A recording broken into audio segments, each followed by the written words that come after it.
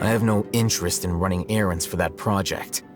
As a scholar, I've always belonged to the camp that promotes researcher autonomy. And these days, you're more fascinating than anything the sages can offer. Not quite. To tell you the truth, I'm still investigating the divine knowledge capsule. Unfortunately, I've run into some difficulties. Everyone says the capsule originated in the desert and was eventually moved to Port Ormos. If I am to get to the bottom of this, I must understand how the capsule first came to be. Which brings me back to you, and why you're so interesting. The leader of Ain al-Ahmar used the divine knowledge capsule right in front of you, and upon seeing him, your expression became perplexed, and you were lost in thought for quite some time. To have that kind of reaction, I think you must have realized something. Are you interested at all in sharing what you've been hiding from me?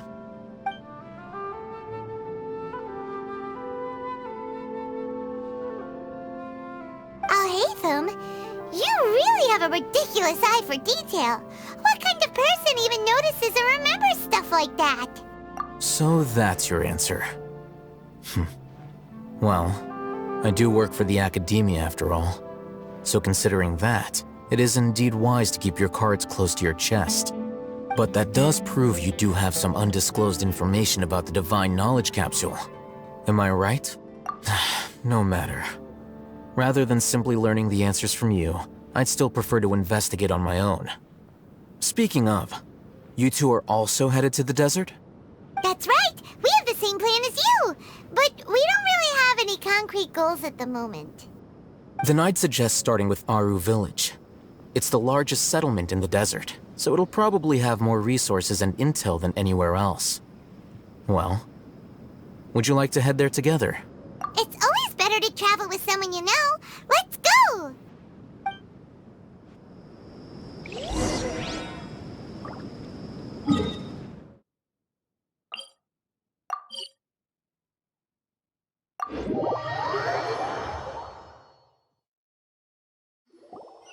Before us lies Aaru Village, the safe haven of the desert folk.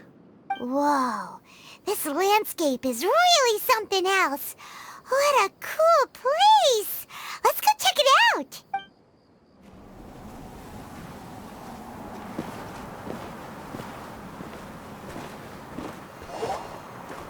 Wow!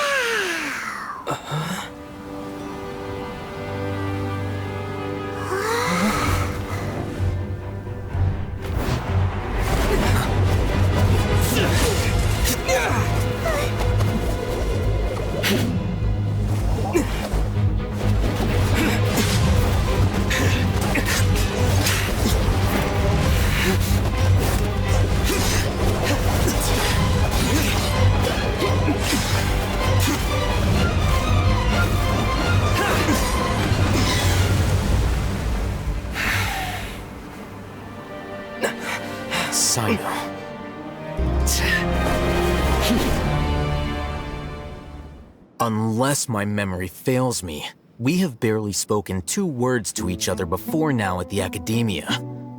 Would you care to enlighten me as to when and how I invited the General Mahamatra's wrath? Alhaitham, do not think you can escape my judgment just because you managed to escape my attack. Judgment?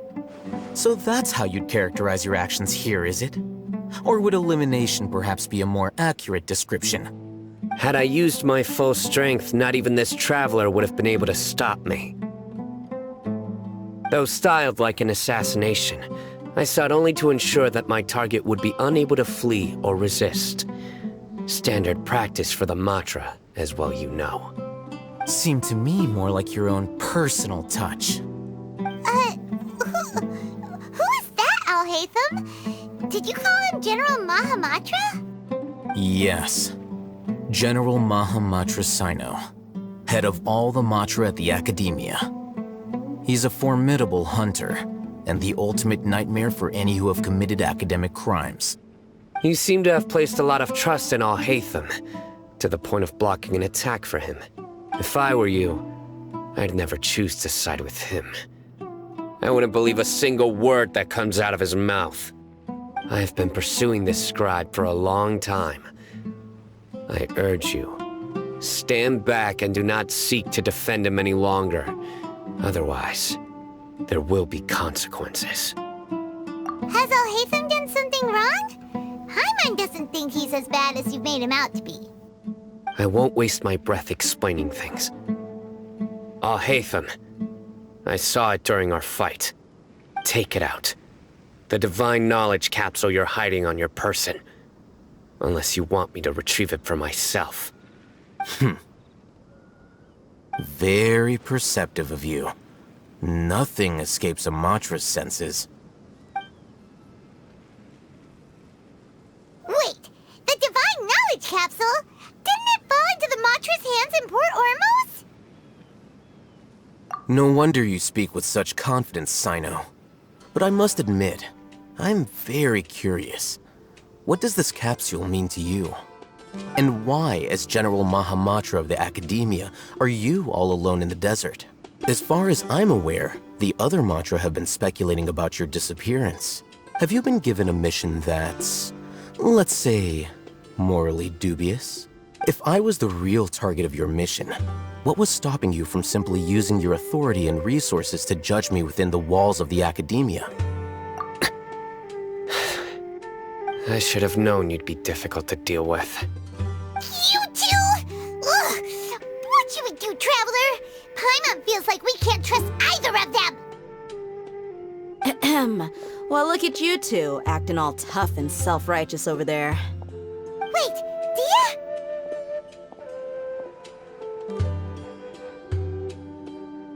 Great! Finally, someone that we can trust! You gotta help us out here, otherwise these two are gonna start fighting again! Yeah, sure looks that way. Two giants from the Academia duking it out once and for all.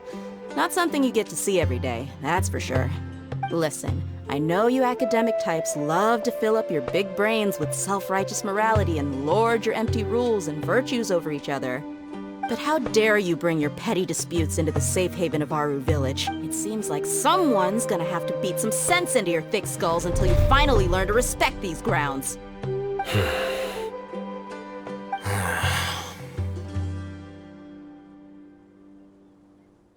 Hey, did either of you hear a word I just said? Whoa, what's going on? The wind's so strong! Is this a sandstorm? Paimon's gonna get blown away! Another sandstorm? What's up with these recently? Hey! All of you, over here, quickly! We have to take cover! Someone's calling for us! Oh, this wind is too strong! Let's get over there! That sounded like Candace. Come on, you two. Jeez, are all of you Academia folks such hard work? Move it! All right, stop yelling.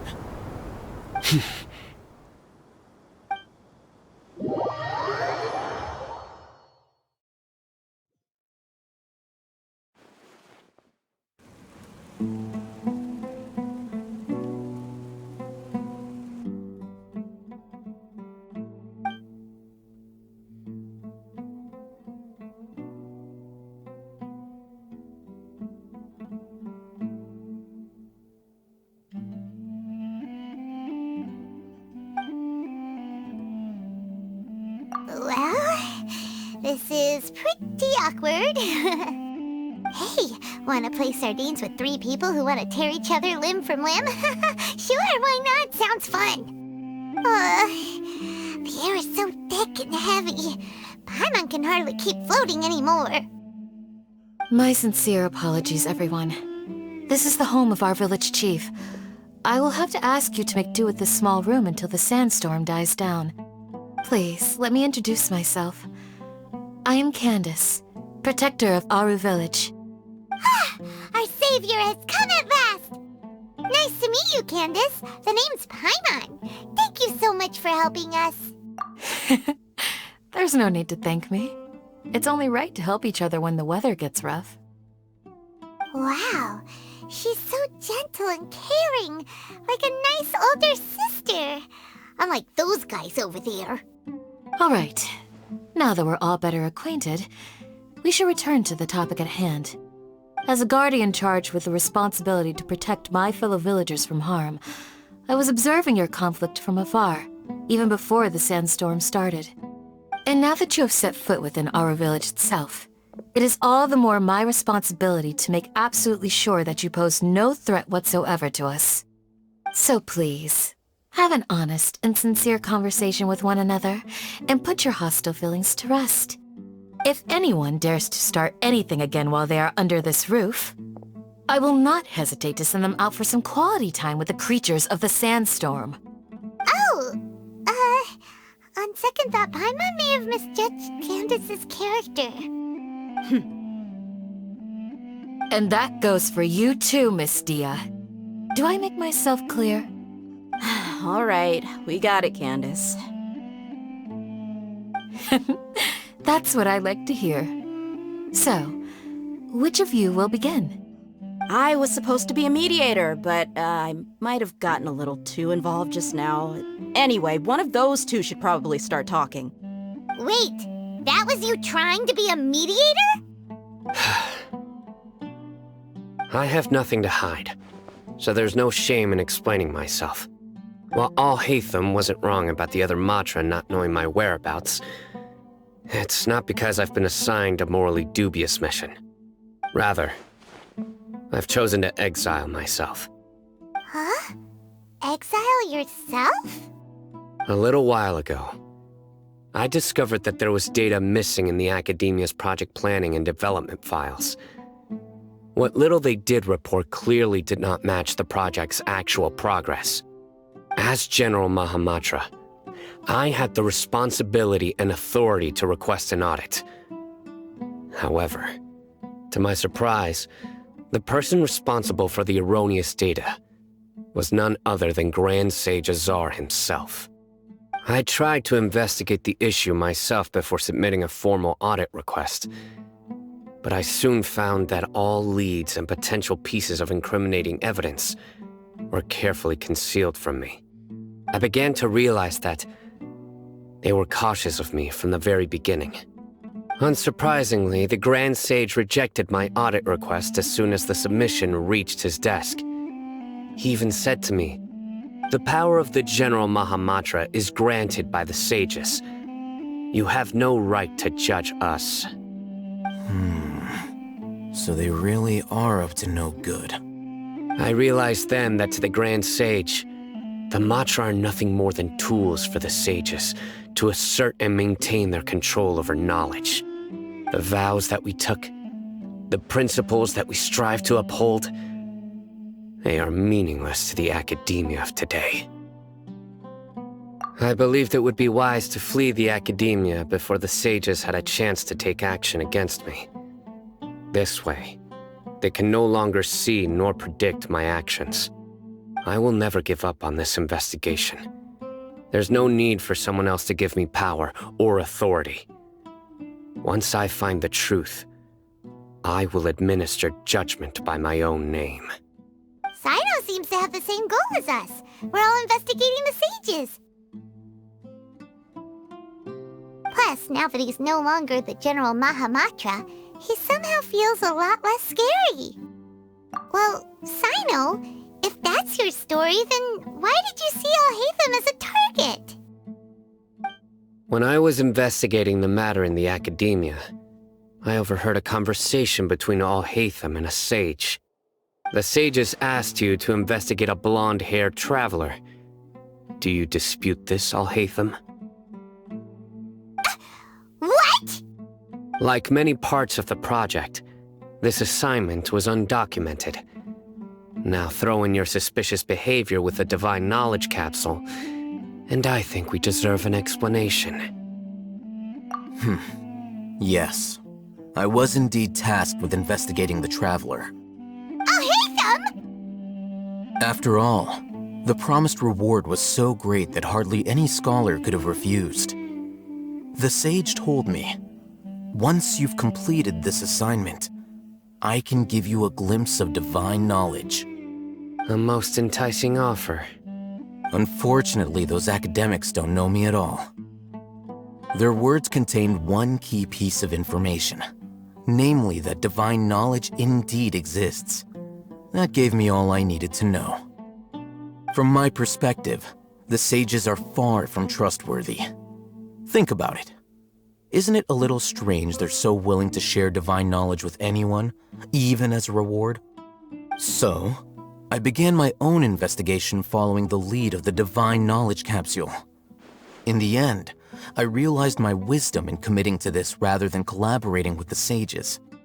Had I been less guarded, I probably would have ended up like that Ain al-Ahmar mercenary, incapable of remaining sane for long enough to hold a conversation. You mean that the sages originally planned to dispose of you, using one of those capsules that drive people insane?